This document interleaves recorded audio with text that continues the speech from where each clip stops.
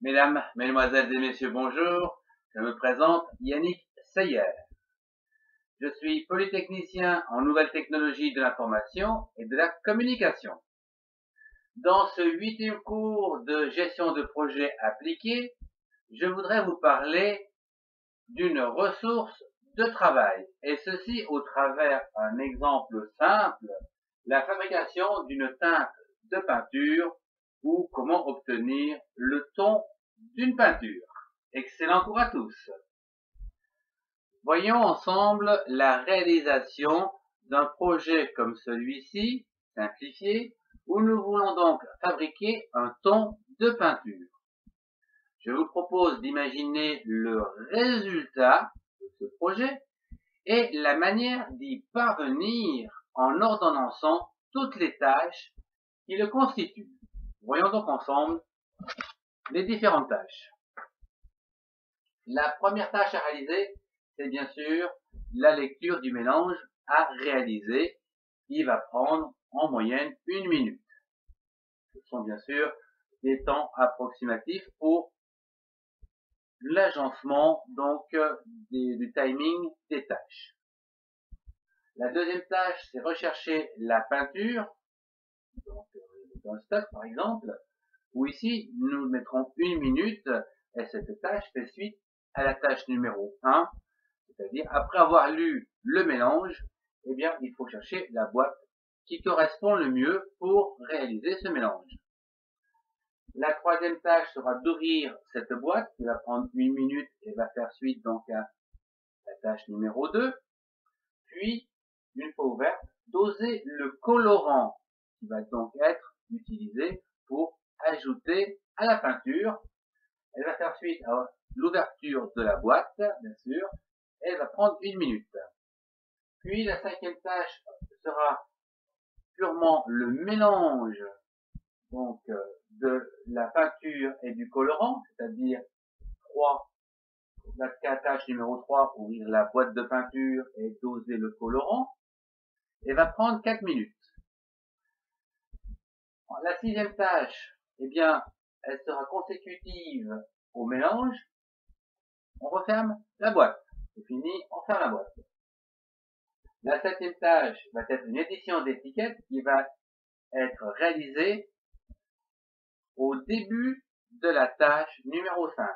5, début. C'est-à-dire qu'en même temps qu'on mélange, eh bien, on va éditer l'étiquette, qui va nous permettre ici que dès que l'on a fermé la boîte, eh bien, on peut poser l'étiquette. Elle est prête. En même temps, à la fin donc, de l'édition de l'étiquette, donc fin du 7, nous pouvons réaliser la tâche numéro 9, qui est d'éditer la facture. C'est-à-dire que les deux éditions sont consécutives en même temps que la tâche 4 est réalisée. 5 est réalisée. Voyons ceci sur un diagramme de Gantt, comme celui-ci, où nous avons ici la lecture donc, du mélange à réaliser qui va durer 1 minute, puis rechercher la boîte, puis le dosage réalisé, donc ouvrir la boîte, puis le dosage du colorant, et ici, pendant 4 minutes, le mélange. Pendant ces 4 minutes, il y a l'édition des étiquettes et l'édition de la facture, puis à la fin du 5, vous avez consécutivement donc fermé la boîte et posé l'étiquette. Voilà donc ce que nous pouvons déduire de ce diagramme de Gantt, sachant que les deux tâches ici sont masquées à l'intérieur de ces 4 minutes. Ce qui veut dire que si nous calculons donc le temps total des durées ici, nous obtenons donc 12 minutes. Et lors de la réalisation, étant donné que nous avons 2 minutes cachées, nous pouvons dire que le projet va prendre 10 minutes.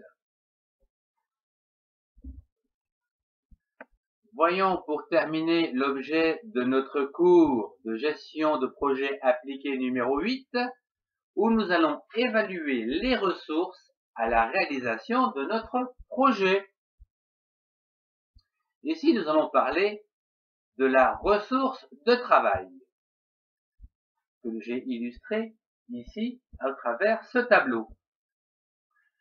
D'une manière générale, une ressource de travail comprend les personnes et les équipements et matériels qui consacrent du temps aux différentes tâches qu'elles exécutent.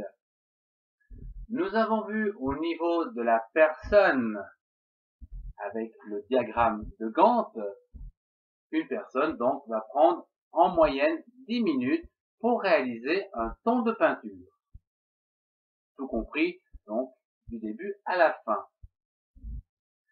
Pour connaître le budget de cette personne, il suffit simplement de calculer en fonction du temps, multiplié par le taux horaire, de façon à avoir, bien sûr, le coût pour un pot de peinture. Au niveau du matériel, il faut savoir que, eh bien, nous avons besoin, au travers les différentes tâches de la peinture, donc d'un kilo de peinture, estimé ici à 10 €, puis le colorant utilisé qui est estimé à 1 € pour forfaitaire.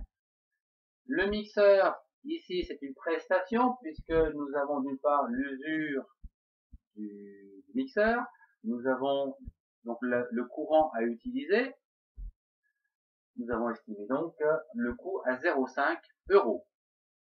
Quant aux étiquettes, eh bien c'est exactement la même chose, nous avons un coût de 0,5 € qui correspond à l'investissement de l'imprimante, du coup d'une étiquette, mais également donc de l'encre et de l'usure de l'imprimante.